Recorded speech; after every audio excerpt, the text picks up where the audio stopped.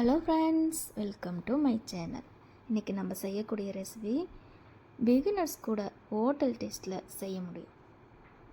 நம்ம இப்போ என்ன செய்ய போகிறோன்னா சிக்கன் மஞ்சூரியன் வீட்டிலையே ஹோட்டல் டேஸ்ட்டில் எப்படி ஈஸியாக டேஸ்ட்டாக ஜூஸியாக செய்யலான்னு பார்க்கலாம்.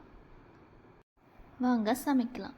நான் இப்போது 250 கிராம் சிக்கன் எடுத்து வச்சுருக்கேன். நல்லா வாஷ் பண்ணி அதில் ஒரு முட்டை உடச்சி ஊற்றிக்கலாம்.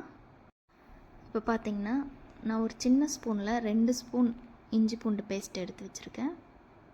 அதை ஆட் பண்ணிக்கலாம். 1/4 ஸ்பூன் மஞ்சத்தூள், 1 ஸ்பூன் மிளகாய்த்தூள், 1/2 ஸ்பூன் கரம் மசால், 1/2 ஸ்பூன் மல்லித்தூள், தேவையான அளவு உப்பு, கார்ன்ஃப்ளவர் மாவு 2 ஸ்பூன் எல்லாம் போட்டு மிக்ஸ் பண்ணி எடுத்துக்கலாம். தண்ணி ஆட் பண்ண வேண்டாம். நல்லா மிக்ஸ் பண்ணிக்கோங்க. மிக்ஸ் பண்ணிவிட்டு ஒரு 20 மினிட்ஸ் அது நல்லா ஊறி வரட்டும். அதுக்குள்ளே நம்ம தேவையான பொருள்லாம் கட் பண்ணி எடுத்து வச்சுக்கலாம். ஜிஞ்சர் கார்லிக் பொடி பொடியாக கட் பண்ணிக்கலாம்.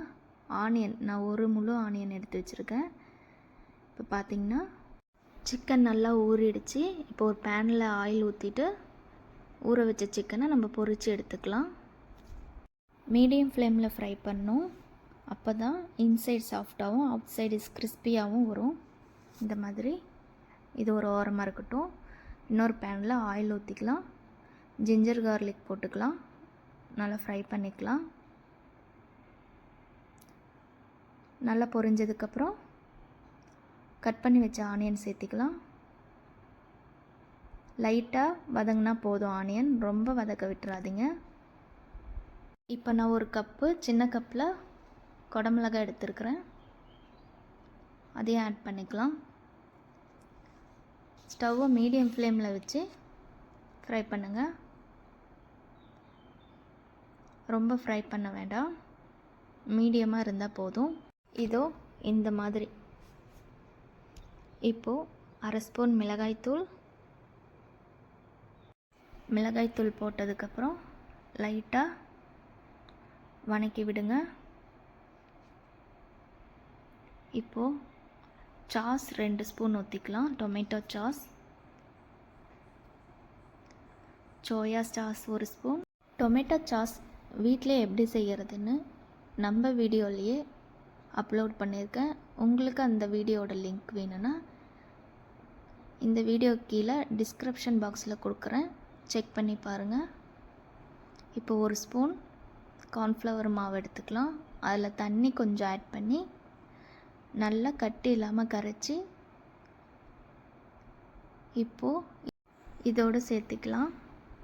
இப்போது லைட்டாக திக்காகும். ஸ்டவ்வை மீடியம் ஃப்ளேமில் வைங்க. இப்போ தேவையான அளவு உப்பு போட்டுக்கலாம். இந்த மாதிரி திக்காகும் போது லைட்டாக தண்ணி ஊற்றிக்கலாம். அதிகமாக ஊற்றிடாதீங்க, கொஞ்சமாக ஊற்றிக்கோங்க. இப்போது நம்ம பொரிச்சு வச்ச சிக்கனை போட்டுக்கலாம். போட்டு டோஸ்ட் பண்ணுறேன் பாருங்கள்.